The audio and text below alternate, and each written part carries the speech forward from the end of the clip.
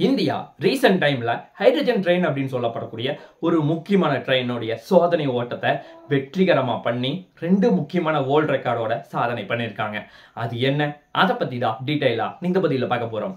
அதே மாதிரியே இந்த ஹைட்ரஜன் ட்ரெயின்ல எந்தெந்த மாதிரி பிரச்சனையெல்லாம் வரும், அதை எப்படி சார்ட் அவுட் பண்ண போறாங்க, எல்லாத்தையுமே டீடைலா நீங்க பதில பார்க்க போறோம்.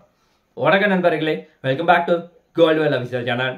ஃபர்ஸ்ட் நம்ம பார்க்க போற ஒரு முக்கியமான விஷயம், பேசிக்கா இந்த ஹைட்ரஜன் ட்ரெயின் இந்தியாவுக்கு எதுக்கு தேவைப்படுது அப்படின்னு பார்த்தா, இந்தியன் ரயில்வேல ஏர் பொல்யூஷன் அப்படிங்கிறது 5% இருக்கு. அதை டோட்டலா 0 பண்ணும். அதுவும் பர்டிகுலரா ஏர் பொல்யூஷன் இல்லாத, கார்பன் எமிஷனே இல்லாம முக்கியமா கொண்டு வரணும் அப்படிங்கிறது தான் இந்தியாவினுடைய திட்டம். இது 2030 போது நம்ம கொண்டு வரக்கு பிளான் பண்ணிருக்காங்க.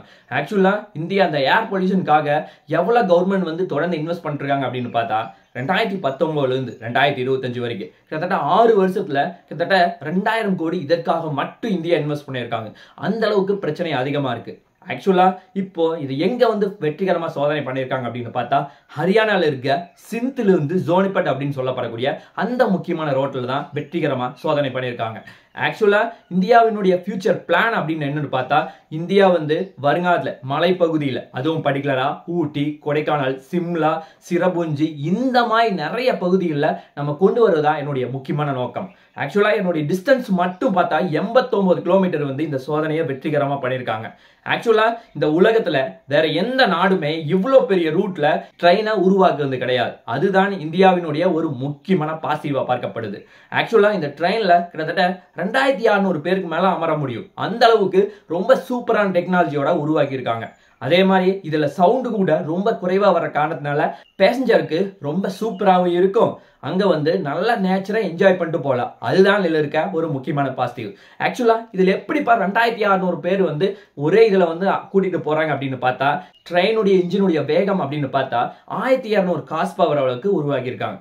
ஆனா மற்ற நாடு எல்லாமே, அதுவும் பர்டிகுலரா சைனா, US, UK இந்த மாதிரி நாடுகள் எல்லாமே 400 இருந்து 600 ஹார்ஸ் பவருக்கு தான் இன்ஜினியை உருவாக்க முடியுது. ஆனா அதை விட 2 to 3 மடங்கு நம்ம பெட்டரா உருவாக்கிற காரணத்தினாலதான் இவ்வளவு பேரை அமர வச்சு கூட்டிட்டு போக முடியும் அப்படின்னு சொல்லி பிளான் பண்றாங்க. ஆக்சுவலா ஸ்டார்டிங்கே எப்படிப்பா பேசஞ்சர் வச்சு ட்ரையல் பார்த்துருவாங்களா அப்படின்னு கேட்டா, நம்முடைய முக்கியமான நோக்கம் ஃபர்ஸ்ட் கூட்ஸை ஒரு இடத்துல இருந்து இன்னொரு இடத்துக்கு கொண்டு போய் சோதனை செய்யறதா முக்கியமான நோக்கம். அப்படி நம்ம சோதனை செய்யும் போது எந்தெந்த பிரச்சனை வருதோ அது எல்லாத்தையுமே சார்ட் அவுட் பண்ணிட்டு அதுக்கப்புறம் தான் இந்தியா பிளான் பண்ணுவாங்க. அதுதான் ஒரு முக்கியமான நோக்கமா இருக்கு. ஆக்சுவலா கவர்மெண்ட் இந்த ஹைட்ரஜன் ஃபியூல் செல் டேங்காக எவ்வளவு இன்வெஸ்ட் பண்ணிருக்காங்க அப்படின்னு பார்த்தா, கிட்டத்தட்ட 2400 கோடி இன்வெஸ்ட் பண்ணிருக்காங்க. பேசிக்கா இந்த ஹைட்ரஜன் ட்ரெயின் எப்படி இயங்குவது நம்ம தெரிஞ்சுக்குவோம். இந்த ஹைட்ரஜன் அப்படிங்கிறது உருவாக்குறதுக்கு முன்னாடி நம்ம இடம் வாட்டர் வேண்டும். அந்த வாட்டரை எலக்ட்ரோலைஸ் அப்படின்னு சொல்லப்படக்கூடிய அந்த ப்ராசஸ் மூலம் ஹைட்ரஜனையும் ஆக்சிஜனையும் செப்பரேட்டா பிரிப்பாங்க. அங்கிருந்து ஹைட்ரஜன் எடுத்து இந்த ஹைட்ரஜன் ஃபியூல் செல் டேங்க் அப்படின்னு சொல்லப்படக்கூடிய அந்த டேங்க்ல ஃபில் பண்ணுவாங்க.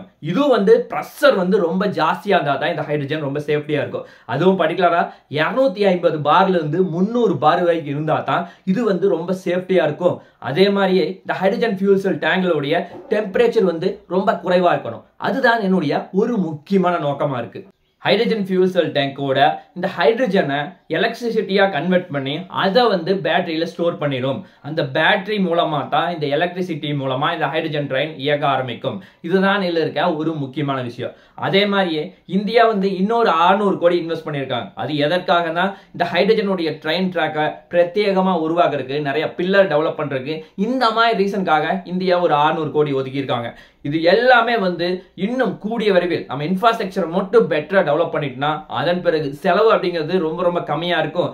அதே மாதிரியே அடிக்கடி இன்ஜின்ல ரெடி பண்ற வேலை, அதே மாதிரியே இங்க ஃபியூல் ஃபில் பண்றது, இந்த மாதிரி நிறைய வேலைகளுக்கு தேவையே இல்லை. அதுதான் இதுல இருக்க ஒரு முக்கியமான பாசிட்டிவா இருக்கு. அதே மாதிரியே இதுல இருக்க ஒரு முக்கியமான பிரச்சனை அப்படின்னா, இந்த ஹைட்ரஜன் ட்ரெயின் உருவாக்குவதற்கு நிறைய இன்வெஸ்ட் பண்ண வேண்டியது இருக்கும். அதே மாதிரி இதுல இருக்க லேபர்ஸ் எல்லாமே, டெக்னீஷியன் எல்லாமே ரொம்ப ஸ்கில்டு லேபரா இருந்தால் மட்டும்தான் இதை சமாளிக்க முடியும். அதே மாதிரியே இந்த ஹைட்ரஜன் டேங்க் டேமேஜ் ஆயிடுச்சுன்னா மிகவும் சிரமமா இருக்கும் அப்படின்னு சொல்லி சொல்றாங்க.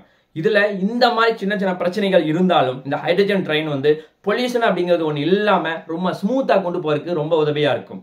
ஆல்ரெடி வந்து டெல்லியில ஏர் பொல்யூஷன் வந்து ரொம்ப ரொம்ப அதிகமா இருக்கு. அதனால சுத்தமான ஆக்சிஜன் வேணும்னா காசு கொடுத்து வாங்கி அதை வந்து பிரேக் பண்ற அளவுக்கு படு மோசமா டெல்லியில போயிட்டு இருக்கு. அந்த மாதிரி சுச்சுவேஷன் வரக்கூடாது அப்படிங்கிற காரணத்துக்காக இந்தியா வந்து இந்த ஹைட்ரஜன் ட்ரெயினை இன்வெஸ்ட் பண்ணியிருக்காங்க அப்படிங்கிறது தெளிவா தெரியுது.